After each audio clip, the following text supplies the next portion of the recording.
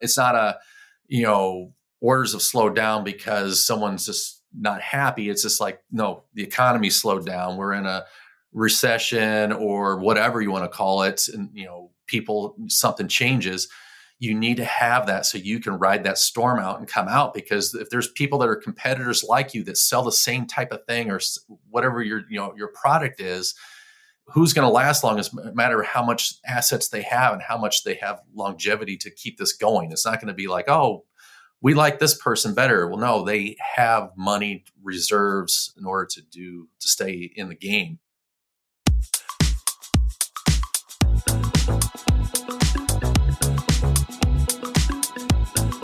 Hey, it's the Profit Answer Man, Rocky Lalvani. If you're new to the podcast, check out my interview with Mike Michalowicz. It's episode number 2. If you want to hear about each chapter in the Profit First book, go back and listen to episodes 3 through 13. Episode 1 is the why and how. On the Profit Answer Man, we learn money mastery without all the complicated accounting mumbo-jumbo, using a simple system. Your accountant is busy documenting your transactions and creating a rearview mirror of what happened. My guess is you don't even look at the reports they sent you. If you're like most business owners, you struggle with this, and it's not your fault. We aren't taught money in school, and accountants aren't taught how to be profitable. The Profit First system created by Mike Michalowicz works, and he certified me to help you implement the system in your business. Remember, the new equation is sales minus profit equals expenses. Let's face it, without cash flow, you can't pay your employees, buy needed materials, or pay your mortgage and support your family. I help you to do that and more, so you can focus on the parts of the business you love and receive the rewards for your labor and investment into your business. The stronger you are as a business owner, the more jobs you create, the better we are as a country. Small business owners are the backbone of America, and for that, you deserve to be well rewarded. Just remember, more revenue does not equal more profit. That's why we focus on the bottom line. Did you know operational efficiencies and processes show up in the P&L statement? The problem is they're hidden. There's no line item. A lot of times it's a ratio, and you have to figure it out and decipher where the issues are. Sometimes we need another way to track our measurements in another system entirely, and getting that data, rearranging it, and putting it together in a way that allows you to figure out the truth. And that's how we increase profit and cash flow. And that's our topic today. Michael has over 25 years of experience in what it takes to help CEOs and other business leaders resolve their blind spots that keep their business from growing strong.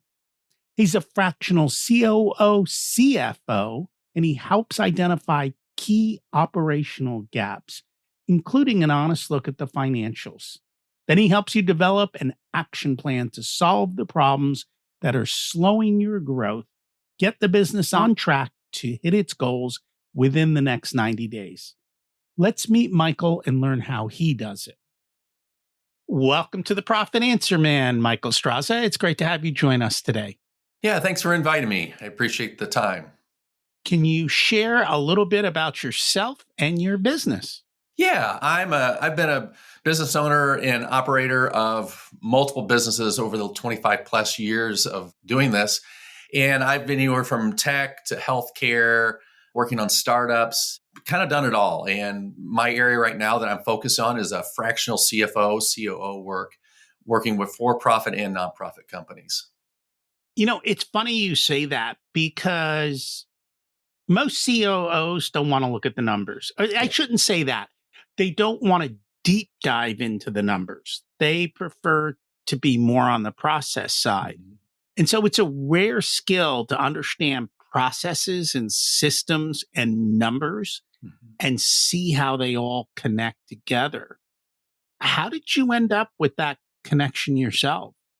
Well, a lot of it is over the years of work, from working with physicians, working with administrators, owning a business, several businesses, where I had to be the operations person. I had to be the CFO of the company. And they both tell something. In operations, you processes. I'm all about processes. How do those work? Do they work well or not work well? And from that is, how does that correlate to numbers, finances? And that is such a big thing, is you need both of them. And to have an understanding of both, I basically bridge that gap to be able to communicate and talk to people about how processes need to be, and then how that fits in with finances. And so both sides can talk to each other, because sometimes we think differently. When you think numbers, sometimes your brain is thinking a different way in how you translate that. And same thing with operations. So trying to bring those two together and making people understand from both sides, how does that work? And then also too, going to the CEO and saying, okay, we have an operations thing and we have a financial issue or a thing we need to work out or solve. And this is what we need to do. Yeah, I understand the intersection because I'm a process guy, but I understand numbers. And being able to put them together, I find very few people do that. And that's kind of what I asked. And it's funny because when I look at the P&L, it's the processes and systems that are going on that don't show up anywhere in a single line item. They're like hidden behind the numbers. And when you start to realize that and you start to dig into it, you realize, oh, the reason the numbers aren't what they're supposed to be is a process problem or a system problem or something's going on behind the scenes that is just not clear in the financials, because it doesn't show up in the financials. No, it doesn't. And that's the thing is, and I know as you've experienced this yourself, is you look at a P&L, you look at finances, and you know, when you look at numbers, like something doesn't seem right. Why is this line item the way it is? And that's the thing, is you look at is trying to say, okay, this doesn't make sense. This should not be represented this way in the P&L. So then you kind of dig into it, and you start digging into it from a financial side of things. And you're like, okay, let's look at this area and see, why is this? Was this recorded wrong? Was this, what was that all about? And then a lot of times you go back and go, okay, this is a process. And then you look at the process, and then you go back to possibly employee or something and saying, okay, something's not right. Something is not being communicated, or something's not happening. And one of the biggest things we like to look at is labor efficiency. Like, if I spend $1 on labor, how much are they giving me back in gross profit? Right. And that number alone helps me to judge whether we have a people process problem. Now, it could be a pricing problem. It could be that, hey, it really does take this long and you didn't realize it. And so you priced too low. But those are the different levers, and they're not clear, and they're not always easy to see within the system. And that's the thing, is you have to kind of dig in. It's like, you want your return on investment. You're like, okay, here's 1 unit of labor, 1 FTE. What is that, measure unit you're trying to use? And you're trying to figure that out and say, okay, it doesn't always tell the full picture. And that's why I like looking at both process and finance to say, what is the total picture? And knowing, is it a pricing issue? Did I price something out wrong? Or originally it was this price, but now because of inflation and other things, or just things that weren't put in the numbers correctly, you have to relook at that and try to say, okay, is it a pricing? Is it an employee? Or is it a process that's in a factory that you're trying to produce something? And it's like, well, this just doesn't work the way we thought it would work. And I also find it's also a utilization. So a people utilization. In other words, you paying somebody for 8 hours of work. And when you start looking at utilization, you realize they're only working 5 hours. Well, if that's the case, that's crushing your profit margin right there. And again, that doesn't show up necessarily as a line item in a P&L, like, oh, there it is.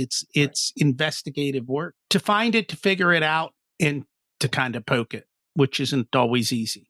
Yeah. And that's what I like about both processes and financials, is I like to dig into the numbers and understand what the numbers say. What is it telling me, or what is it not telling me? And then also too, looking at the processes and saying, okay, as I get into a company and work with people, I always look at, say, okay, what's going on here? And talking to the employees looking at everything and trying to understand what they do, saying, okay, they have an 8-hour day. And yeah, not everyone, I've never been to a place where it's like truly anybody's going to give an 8 hours, complete 8 hours of full work. I mean, that's just, we're not built that way. We are going to take breaks and do these things. But it's, again, also too, do they have the tools to do their job so it is more efficient? That maybe if it's only going to be truly 5 hours, how do we make them the most efficient 5 hours? And are they trained the best way to do the particular job that they've been brought in to do? So that's always something I look at too, is like, how efficient can we make that 5 hours or 8 hours? And again, that's not a line item. You kind of have to discern and find your way. Yeah. I find most people struggle a lot with this. Was that like a natural talent for you? Was it just experience and watching? Yeah, a lot of it is for me. I've always been an observational person. I've always want to know why and try to figure out that why. Why is something the way it is? And it's just something naturally I'm drawn to. And like I said, I love numbers because it tells so much, and you can do things with numbers, or you can say, this is as far as we can go with this. There's, a lot of times I would say numbers don't lie. But it's also a number that someone's put in there. So you have to see why was it put there and for what reason? And I think that's where you have to really evaluate. And that's what I enjoy. It's like a big puzzle. And I love solving these puzzles and making it more efficient, making the numbers. So the owner or CEO is like, here's what I've done. Here's what I've helped you do. We did it together. And it's exciting to see someone improve their business. No, very much so. What's the biggest struggle that you see with business owners? A lot of it is just sometimes business owners, if they're the original owner, like they started this and it's only been going for so many years, and even someone that's been doing it for 20, 30 years, is sometimes you started it and you have a base knowledge and you didn't surround yourself with experts, or it's hard to give up things that you've always done. So when you were small, you had a couple people, and now you're this very large organization. Is how did you build your foundation? And sometimes the foundation you have to go back and look at how the structure was done, and then teaching and showing how to do a different way or a better way. And I think that's sometimes the hardest thing for business owners to accept or want to change. But the great thing is, because of my experience and have ownership of companies and started companies myself, I have that understanding. So we can commiserate or kind of talk about things and get in the right direction. I am a big fan of making sure that when you build your business model, you build the right foundation underneath it. And I think very few people actually map out their foundation and their growth pattern and their cash flow to be able to do it over time. They just kind of keep adding or growing or throwing money at a problem. They don't actually sit down and say, hey, if we run the math on this whole foundational way of doing business, does it scale? Does it cash flow? And do I have enough money to make it happen over time, or don't I? And it's a shame, because I think more often than not, if they just took the time to understand the foundation and the sticking points along the way, they could just adjust and make wiser choices and overcome most of the obstacles without much effort. Yeah, I would agree. It is a tough thing to do. Again, going through experience that we both have had, is just that one of the companies I started years and years ago is like, we had, you do the business plan, you do cash flow analysis, you do all these things. It's like, oh, this is great. And you're very excited. And you put all this together, you go to the bank and you're trying to borrow money, or whoever you're using to help finance some of it. And then all of a sudden, one experience I had is within the first year, we blew out everything that was even on that financial plan. It was like, we went from 5 people working to over 20 plus people, and we were in multiple states. We were only going to be in one state or one area. And then all of a sudden we grew so fast, we were growing 20+% at a time, and was like, well, we kind of planned, and it's like our first plan. Then we just never got back to it because we're like, we're too busy. You just said, we're just going to go. And then of course you make mistakes because you're based it off a plan that is no longer effective, and it wasn't based off what you even designed it to. So then you have to sit there, do we slow down, or do we keep going? And what do we do? Do we bring in experts? Do we just keep on trying and say, well, we're scrappy, we'll figure it out? And sometimes that's good, and a lot of times it's bad, because then you go through some pretty bad growing pains to where how are you going to keep this thing afloat, or how are you going to continue to grow at a rate that you're not upside down to where you can't keep up with the burn rate that you're going through. What do most people do in that situation where they get a little bit of success? Maybe they get a little bit of ego, Mm-hmm. right? And then they hit a roadblock. And at that point, if they don't have a flexible workforce, they kind of get overwhelmed, don't they? They get run over by their success. And that's the hard thing, is you will get overwhelmed. You have a lot of, depending on the personality, who you are and what you believe. And it's just like, you're like, okay, I'm going to double down. I'm going to this is painful. This is going through some growth pains. I want to keep my staff. I want to keep people going. They rely on this money for their families and livelihood, and have this thing that you see this big picture where you want to get to. And I think that's where that battle is saying, will I continue to push forward, or will I just say I'm done and move on to something else? And I've seen that where there's people that jump in and out to different businesses because they just can't figure it out. But the problem is the same issue comes up every time they do, in a different business or a different thing they're doing. It's like they still get to that point to where, how hard are they going to push through, or are they going to readjust and learn from what they've done before? Business is supposed to be easy. I don't know why people make it hard. Let's make it easy. It's funny because as we go through growth, I mean, in the situation you talked about, the growth came first. And so you started adding people. I think a lot of times what I notice is people start adding people and capacity before the growth comes. Mm-hmm. And then if the growth doesn't come, or if it doesn't come as fast as expected, they get themselves behind the eight ball in those types of situations. Yeah, I've seen that where, depending on what your structure is, depending if you borrow money conventionally, or you have angel investors or venture capitalists or somebody out there that's wanting to give you money. And that's the thing is like you have so many different things that you're hearing from, and you're trying to fight these battles of trying to say, what do I do? I'm not growing.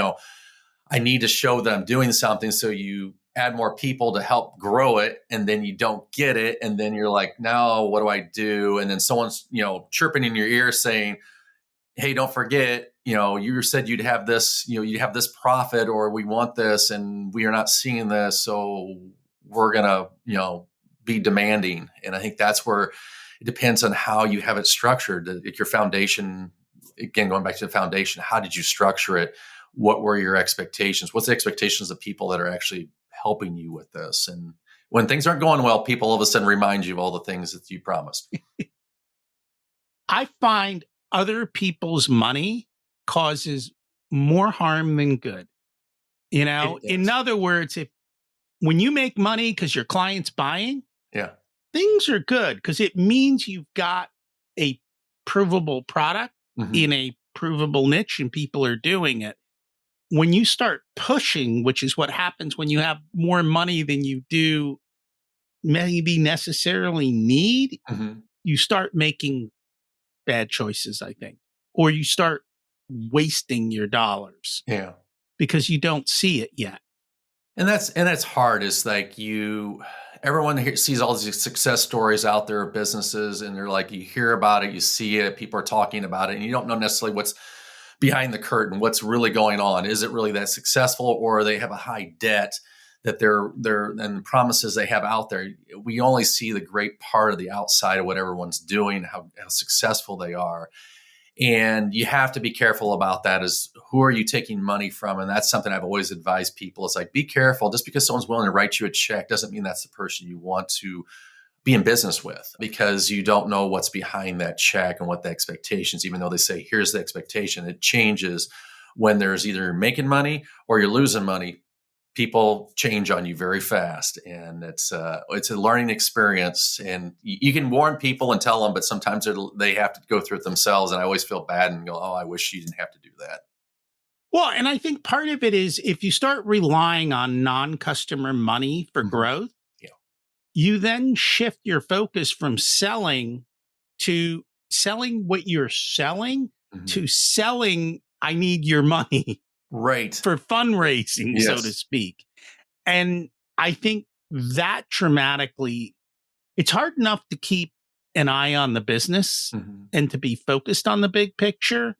Now you're pulled two separate directions, which, Uber can get away with it, but there are very few Ubers. And I don't think anyone really, we don't keep a list of all the business failures, do we? We know that the rate is like 50% in 5 years, but nobody really talks about all these failures and how they could have all been prevented just by small differences. It's not big differences between success and failure. No, there's not. It's a very fine line, and it's just there. Like you said, there's so many. There's some great success stories, and everyone wants to be that success story because it's a great story to tell. But also, there's also a good story to tell about failures and what it was and what you learned from it. And I think that's where sometimes we have to be more realistic about those things and those conversations.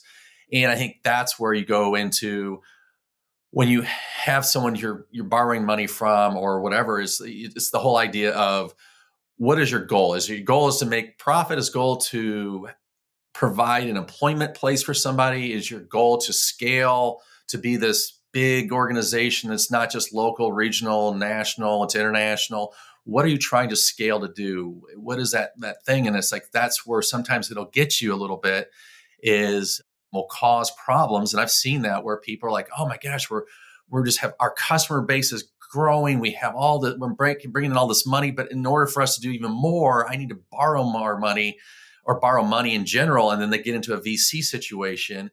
And I've seen this where they get in there and they didn't know what they signed. They got all this money to do more. And then all of a sudden they realized they signed away their company and they got kicked out of their company because they had no idea. They didn't read the fine print because they're not used to having lawyers and things like that. And then they realize, oh my gosh, I was the owner, president of the company, and now I've been kicked out and someone else owns it and, dismantles it later. And I think that's the sad thing is that that part of education or knowledge, some people just don't know. You want to trust, and that's what happens sometimes. Well, they're always so nice to you. Oh, yeah. But that right there to me is a red flag. If you're growing and things are going wonderful and you're like, but we need to borrow money, I'm like, well, then there's something wrong in your business model. Because if you're growing and things are going wonderful, why do you need to borrow money? And why don't you maybe change your business model so that the cash comes before the expenditure? And then this way you just grow through sales and not through becoming beholden to someone else and signing away your business, because that's no fun. Yeah, and that's the hard thing is, I agree. It's the hard thing is when you're going so fast and you're like, but I can keep on doing this. And if I just have this much more, then I can do this much more on top of that. And it's enticing. And it's just like you're in that moment. It's really tough. And I know another prime example of something is I remember talking to where I was in a business where it's like we needed money. We're like, hey, we need some more cash because we're trying to do this, and this. We're trying to do some basic come up with our own, product that we were building, but we needed some cash to do it. Well, we were going through the conventional way of a bank, and they're like, well, that's great and all, but you are going too fast. You're burning through money faster. You're not getting it because, of course, people pay late and they get, behind on terms, and you're, going with these big companies and they're thinking, oh, they're going to pay us on time. They don't pay on time. They move you around. You become their bank. And what happens is then our bank is saying, well, hey, why don't you slow sales down, and so let's catch up. It's like, that's hard to slow sales down. It's like, how do you do that? Say, sorry, customer that I want to have or customer I currently have, we're going to slow down so we can catch up with our money. That doesn't go well. So it's one of those things. It's that weird tension. It's like, what comes first? Is the money coming in first, or is it growth, or how do you decide the balance of that? That's a very tough balance. Well, so we have very easy way of slowing down sales. The first is one that I love. Mm-hmm. We raise prices because it doesn't take any effort. Yeah. And that will help increase cash. Yeah. And second, we might ask for the money up front. Yeah. So, hey, we're a little busy right now. We're behind the 8 ball. But if you give us the money for the product now, Yeah. we will get it to you. Yeah. But if you can't, then we're going to have to put you in line. Yeah. And so that forces the market will decide for you. Yeah. They'll show you. Yeah. Which is scary, because then it's like, oh, missed opportunity. But if I raise prices or I ask for it up front, what is that? I might miss that opportunity. And it's like that's the thing, is that it's always that fear. I mean, unfortunately, you can't live off fear, especially if it negatively impacts your business or yourself personally. You can't run a business through fear. And that's the danger I think sometimes happens, is people lead with that and not be confident. Like you're saying, confidence in, well, we're just going to raise our prices, or we're going to ask for it up front because we believe in what we do. We believe in our product, and we know there's people out there that want to buy it. So we're going to go ahead and do this. So we're not going to, do it differently. I think the bigger fear is not making payroll Friday, right? Yes. Because you got ahead of yourself. Right. Or not making the note payment or whatever it is. That's kind of the bigger issue. Right. Is letting it get away from you. Yeah. And so you pick your fear, I'd rather be a little bit slower with lots of cash in the bank than a lot faster and wondering how payroll's getting done this Friday. Yep. Pick your poison, right? Yeah. You have your obligations, and that's something you always have to think about, is what do I want to do? Do I want to make payroll, or do I want to, what else? And I think that is I'm always very committed to the people I have promised things to my employees, to my clients, to whoever. This is my commitment. No matter what, this is going to happen. So I need to be better at what I'm doing to make sure those things are happening and not default on it. No, and if you don't make payroll, I assure you, your people will quickly Yes. change what they do. Something else. They will go find something else because they're living tight themselves. And that's a whole nother topic of how to teach your people how to build their own wealth so that they aren't living paycheck to paycheck. Yeah. All of this kind of rolls towards how to scale versus grow your business. And these are two different things, because growing the business is fine, but it takes a lot more work. Scaling the business, I think, is easier if you have a scalable business. But in order to do that, you got to have all the things we talked about at the beginning, which is the systems and the processes and the repeatable delivery so that you can scale and it doesn't take as much effort the bigger you grow. And I think that's the hard thing, is that a lot of times companies, they are wanting to scale, but they didn't build the processes. They didn't put it in place. It's like, I'll get to that next time. And then all of us, next time is a year, 2 years, 3 years. And you're like, oh, I was supposed to do that. Yeah, that would have been very helpful for you to scale. You've seen growth overall, but trying to scale is, if you don't have those foundational things in place, it's going to be a really tough road. It's just going to be very difficult for you to be able to do that. And then you're just going to be like, well, I don't know why I can't get past this. Like, well, we were supposed to do these things years ago. We were supposed to do. That's what we were supposed to do to make this scaling a lot easier. And now you've made it 10 times harder. So then that's where you could actually start losing your own employees or your talent, because they're like, okay, I've seen this. We've been growing, but nothing's changing. And you talk about scaling, but we're not doing it in a way it's going to work. Yeah, but now you're going to ask people to change and to comply, and people don't like change and compliance. But I've always been doing it this way. Why do I have to change? Why do we have to do it that way? It's always been like this. And so if you don't build the always been like this properly to begin with, your people are going to hesitate. And like you said, we get busy. Yeah. And so if you're not constantly building and tweaking the system as you go, the system gets out from underneath you. And then it's very hard to come back. Mm-hmm. It's like you build a house. You really can't go back and change the foundation, can you? It'll be very expensive if you It'll have to be change. extremely expensive at that point Yeah. because, how do you do that?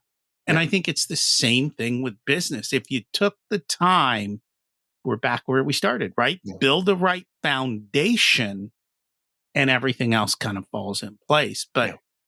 nobody wants to do that. I don't know Well, why. it's not, I think people think that's not the fun part. That's not the exciting part of running a business. It's like they think of all the other things. And I think that's something that no one really puts a lot of time into at times, is like but we like this part. This is more exciting and growing and getting this new client or this client that has a name behind it. And you're like, oh, we're going to do this. And we keep on doing it. So we'll make it up as we go. We'll fake it till we make it. All those phrases you've heard over the years. And it's like sooner or later it catches you because you're like, no, this is real. You can't fake it till you make it, because that works for a period of time. And then you're going to be called to it sooner or later. And you're like, oh, wait, now how do we fix this? And then all of a sudden you lose that really famous or well-known client. And you're like, well, now what do I do? How do I do this? And I've seen this even not just having you have ownership. I've seen it recently in companies that I've been reading about where they grew so fast. They provided a service where people did subscriptions and did this, and all of a sudden they can't keep up. And they basically are closing down because they had a great idea, a great product, but their foundation was horrible. And now they basically are closing up shop because they've gotten to a fracture point where they cannot fix it. They can't go back. Like you said, the house is built and they got to fix the foundation. And now it's how do we can't do this without starting over. And we've already stretched ourselves too thin. Or they create a bad reputation in the marketplace. Oh, yeah. Because they're not delivering on what they're supposed to do. And that is difficult to overcome. You stop delivering, you get a whole bunch of bad reviews, and now you're behind the 8 ball. And that's where you see nowadays, back in the day when I first started businesses, you didn't really have reviews. Now it's like social media, depending on what platform you're on, it just spreads fast, where all of a sudden you're like, oh, I'm listening to this person, watching this.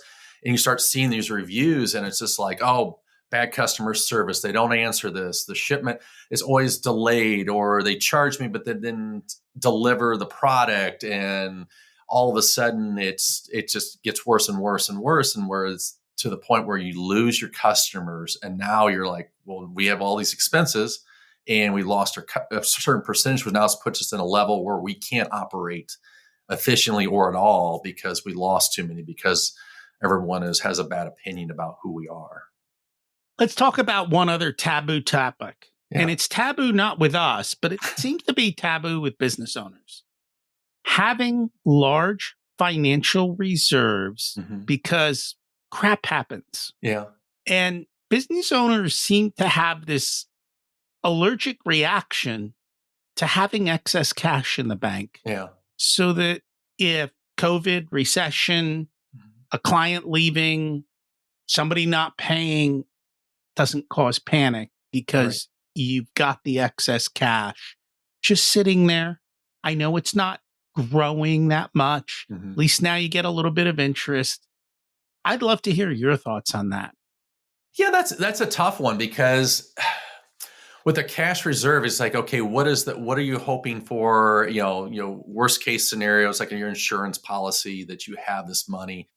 And, I've seen so many things, from housing crises to COVID to whatever it is. There's always something every so many years. It's not, we're never going to get away from whatever that thing is going to be. And it's like, are you positioned in a way that you can ride that storm out and everything stops, or however you need to do that to have that cash reserve? And I think a lot of it is being educated more on what can you do with that cash reserve. What's the tax implications of holding on to it? Where you put it at? Where can you put it to where you can possibly make money off of it, so that it is drawing more than just whatever the basic number is. But again, it's really diversifying that cash. Is it, put into something else that can be profitable long term, land, property, something else, and leveraging that. And that's where CFOs and accountants and other people, as we all get together and we talk about these things, is like, what is the best way we can maximize this? Because I've seen places where the cash reserves are enormous, and it's like, but what are you doing with it? And they're like, oh, we never thought. This is the worst cases, and they never thought about it. It's great they have it, but then they're like, but now we can. Maybe we haven't paid people, or maybe we can go back and help things out. It's like, well, now that causes another issue that you have to figure out. There's always tax implications when you start distributing that money and what you're doing with it. So you always need to have some money for the rainy day or big rainy day, a big storm. And what that number is, and do you let it grow? I always been a person where, like, you have a little bit and you continue every year. You have a goal to have so much in reserves to do things, and because there will be things that you might want to use it for long term, and again, you don't have to borrow necessarily against your own company if you have that money, or you can leverage it better. And I'm kind of the mindset that I think people are always worried about short-term growth versus long-term growth. And what I mean is, okay, maybe the money's sitting in the bank earning a couple percent. But when a massive opportunity comes up, for whatever reason, if you're sitting there with cash, you're at the front of the line where you hit the grand slam home run on a no-brainer decision. And you're like, who cares about the couple percent I was making? Yeah. The opportunity that I was able to take advantage of because of having the cash is just massive. And the reality is, I was just listening to Joe Polish and Dan Sullivan this morning, and he's like, yeah, we have a year in the bank of all our expenses. And I'm like, yep. He's like, we sleep at night. He goes, I've been through too many bankruptcies and failures. And I agree with them. Like, you have that kind of money in the bank, you can survive anything. You can pivot, you can weather a storm, you can deal with all kinds of stuff. Money solves problems. Yeah. And if you don't have any, it's at that moment that nobody wants to give you any. Right. Well, when there's a crisis, no one's like handing out money and giving out everything. It's never that way. And that's why I always when I go into an organization, I say, what is your operating? How far can you operate at a certain level? They say, well, I only have a couple of months. Well, we got to get you to 6 months. Okay, now we're going to get you to a year. Now we're going to get to 18 months. And I always say we're going to push a little bit further, because there will be some lean times, some hard times that you need that operating money, because it's not just for payroll, because you want to make sure you pay your employees, especially in some really tough times when, because everyone else has bills and things to take care of. But also, too, if you come to a point where the economy slows down enough to where you have no control over it, it's not orders have slowed down because someone's just not happy. It's just like, no, the economy slowed down. We're in a recession or whatever you want to call it. And, something changes. You need to have that so you can ride that storm out and come out, because if there's people that are competitors like you that sell the same type of thing or whatever your product is, who's going to last long is matter how much assets they have and how much they have longevity to keep this going. It's not going to be like, oh, we like this person better. Well, no, they have money reserves in order to stay in the game. And then possibly if you have the reserves and you get through it and they're not, you buy them. Exactly. And that's the home run I'm talking about. Yep. You buy up all the competition because market share is gained in bad times, not good times. Yeah. And that's what people need to realize. Yeah. If people would like to learn more about you and connect, what's the best way for them to do that? Yeah, you can go to my website. It's consultstraza.com is my website. LinkedIn is always a great place. You can see some of my content that I put out there, and also to just kind of my experience and say, those are the two biggest places you can find me to get to know me and reach out, direct message me. And, if you have questions, I always love, talking to people and figuring out what I can do to help them be successful. Cool. We'll put that in the show notes. Thank you so much for joining us today. Yeah. Thank you. How are you at building and holding on to cash reserves? We absolutely love them. A lot of our clients get a bit nervous because they're not used to having that much cash. But over time, they come to love it. And because of it, they get to sleep better. Where are your profits and cash disappearing? Sometimes it's much, much deeper than the financial report. And you have to know where to dig. Because more often than not, you don't need more resources. You need to be more resourceful and focus on the bottom line. If you'd like for us to be a part of your profitability journey, we have different programs available ranging from do-it-yourself to one-on-one coaching. Our course, The Profit Blueprint, teaches you everything you need to know to transform your profitability. There are 3 different tiers ranging from DIY to done with you so that businesses of all sizes can get the support that's best. Join the waitlist in the show notes to get more information and be a part of the next cohort. If you want a done-for-you service, you can hire us as your Chief Profitability Officers. We only work with a handful of clients, so they all get our full attention. We work with business owners who have or are growing to $500,000 to $10 million in revenue.